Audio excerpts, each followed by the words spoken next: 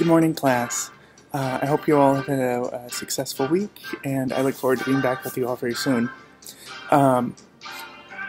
If you would, while you're watching this short video, develop 3 questions. I'm going to start a discussion board on Canvas. I'd like for you to upload your questions, or thoughts, or comments, or anything like that. And I'll try and answer as many questions as I can while I'm on the road here, and any questions I can't answer there, I'd be more than happy to answer when I get back.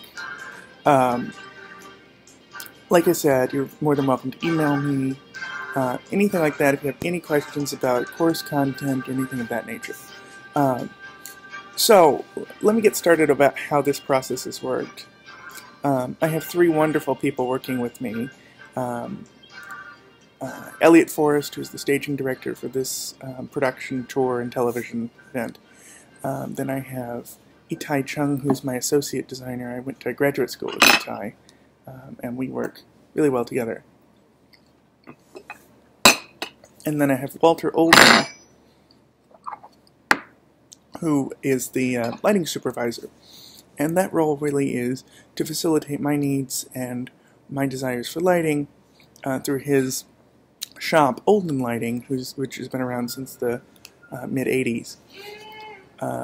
We've worked together for many years, and it's nice to continue working with Walter. He's always a joy to work with.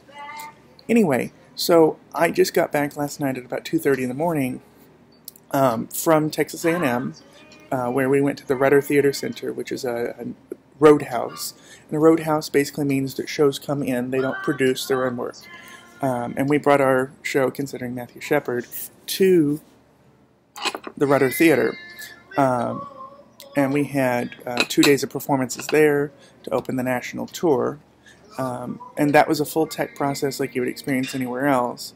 And I'll describe the tech process and things later on in the course. But then all of that show gets documented and put in a big binder that basically says the name of the show, but it also has, like, everywhere where I placed a light cue, there's a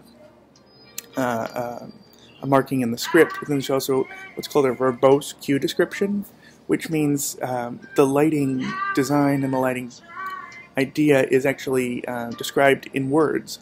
So if it's supposed to be, you know, it would say something like light steel blue, LED backwash, which means the LED backlights are set to a steel blue color. Then it says MSDS L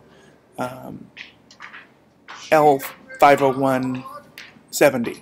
What that means is that the cool front light is in the mid-stage and downstage areas on stage left at about 75%. So the purpose of that is really to be able to make the show reproducible. So the show is also saved onto a flash drive, the file, right? And so if you can set up the show exactly the same way, all you have to do is plug this little flash drive into the light board, and the show just magically appears. Now there's more that goes into it than that, and I'm going to describe that later.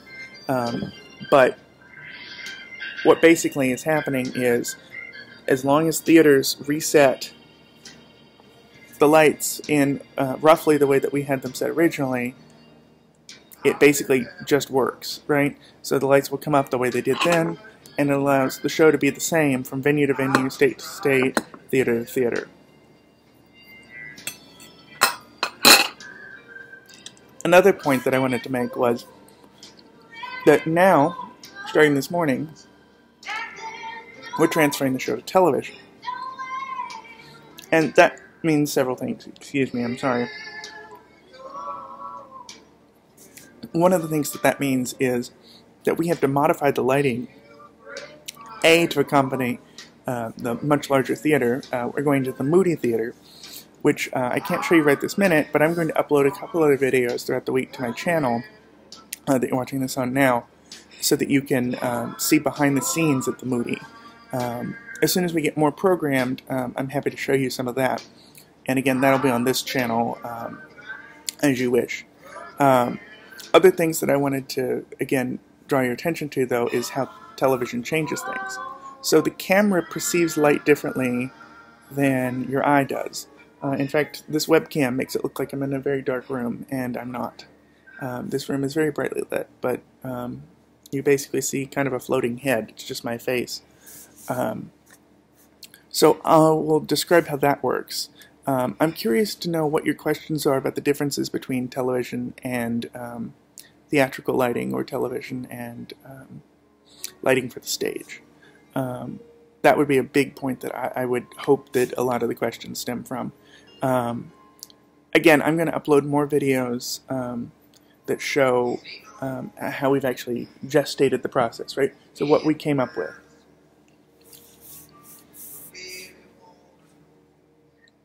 So one of the other points that I wanted to make was, going into television, you add many more collaborators, right? So you have, instead of having 3 or 4 people you're working with closely, you're working with 20 or 30 people. We have, in this television event, we have 8 cameras. We have a television director, a staging director, a television vice president, a network monitor, the list goes on and on and on. Lead camera, all these other things. So it's a lot more people you have to deal with and work with. So one of the biggest things is being easy to work with, while at the same time knowing when to stand your ground. I think the most difficult thing about this process so far is travel. I've gotten about 3 hours or 4 hours of sleep each night. And that's pretty common for the rest of the production team as well.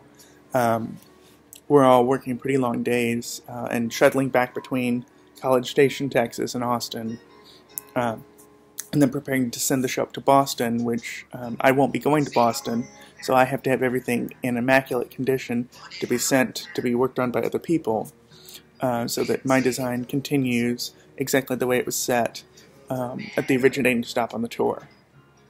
I'm going to try to also include some videos of performers and other people doing their roles. This video is kind of starting to get on in length, so I'm going to sign off for now. Again, if you would mind posting your 3 questions to Canvas, and I will see you all very soon. Bye-bye.